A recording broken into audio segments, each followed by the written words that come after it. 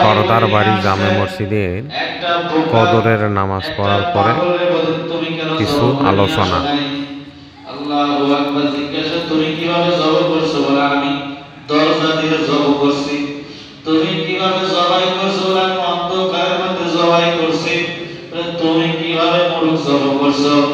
বলে আমি এমন জায়গায় জবাই করছি কাউকে দেখাই নাই।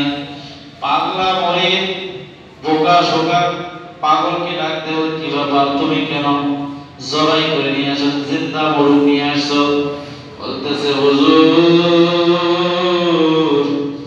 আমি যখন অন্ধকারের মধ্যে যাই, আল্লাহ দুনিয়ার মানুষ কেউ দেখে না, কিন্তু আমার মাওলা তো রক্ত না, আমার মাওলা তো সেখানেও ছায়া আছে।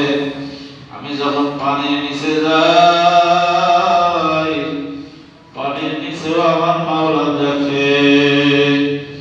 আমি যখন ঘরের দরজা বন্ধ করিয়া দেই, সেখানেও আমার মাওলা দেখে।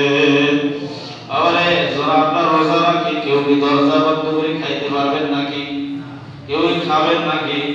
রোজার কিন্তু এটাই শিক্ষা। কারণ কেউ না দেখলে কে দেখে? সবাই বলেন, কেউ